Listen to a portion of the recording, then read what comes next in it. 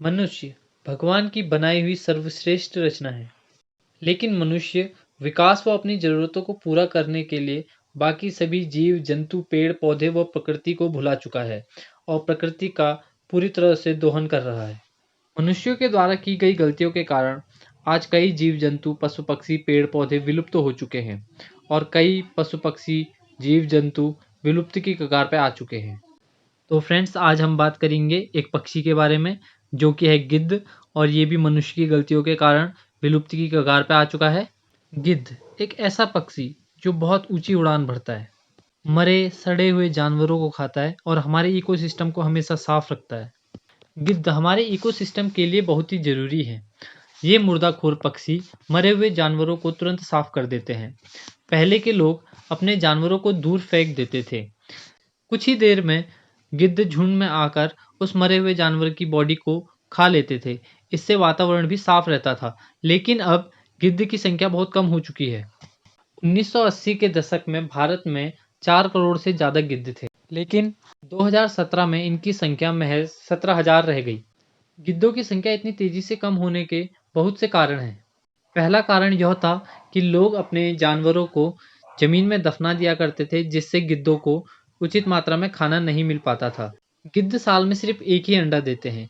अगर उससे निकला हुआ चूजा भूखा रह गया तो वह आगे को अपनी पीढ़ी को नहीं बढ़ा सकता। दूसरे कारण की बात की जाए तो दूसरा कारण है डिक्लोफिनेल। यह एक दवा है जो मवेशियों में सूजन के इलाज के लिए काम आती है।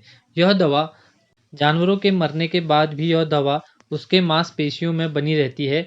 गिद्ध जब उन्हें खाते हैं तो डिक्लोफिनेल उनके पेट में चले जाती है।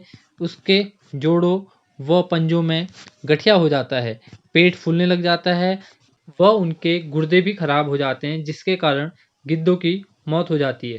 2006 में सरकार ने डिक्लोफिनेल के इस्तेमाल में रोक लगा दी, लेकिन यह दवा अभी भी उपलब्ध है और लोग इसका इस्तेमाल भी करते हैं। वैसे तो भारत में गिद्धों की 9 प्रजातियां पाई जाती हैं, लेकिन यहाँ सिर्फ व्हाइट बैट सफ़ेद पीठ वाले गिद्ध, लॉन्ग बिल्ड लंबी चोंच वाले गिद्ध, स्लेंडर बिल्ड पतले चोंच वाले गिद्ध, इन 3 प्रजातियों का संरक्षण किया जा रहा है, क्योंकि यह 3 प्रजाति गिद्धों में सबसे तेजी से विलुप्त होने वाली प्रजातियों में हैं। अब गिद्धों की संख्या कम होने से प्रकृति व मानव पर भी संकट आ गया है। जहां जानवरों की लाश पड़ी रहती थी, वहां गिद्धों की जगह कुत्तों और चूहों ने ले ली है।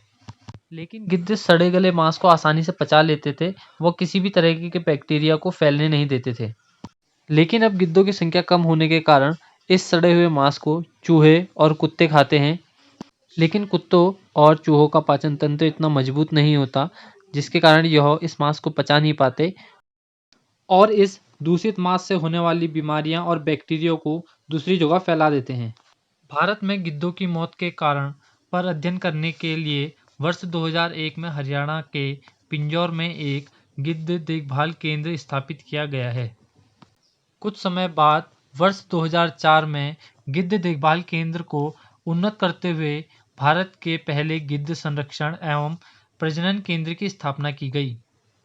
वर्तमान में भारत में 9 गिद्ध संरक्षण एवं प्रजनन केंद्र हैं, जिसमें से 3 बॉम्बे नेचुरल हिस्ट्री सोसाइटी द्वारा प्रत्यक्ष रूप से प्रशासित किए जा रहे हैं।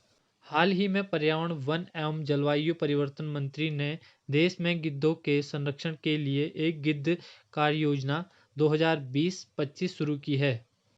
गिद्धों की सुरक्षा के लिए कई संस्थाएं व सरकार मिलकर कार्य कर रही हैं, लेकिन गिद्धों की संख्या अभी भी बहुत कम है और अगर ऐसे ही गिद्धों की संख्या घटती रही तो एक दिन गिद्ध विलुप्त हो जाएंगे और हम इनके बारे में किताबें व टेलीविज़न पर ही देख पाएंगे।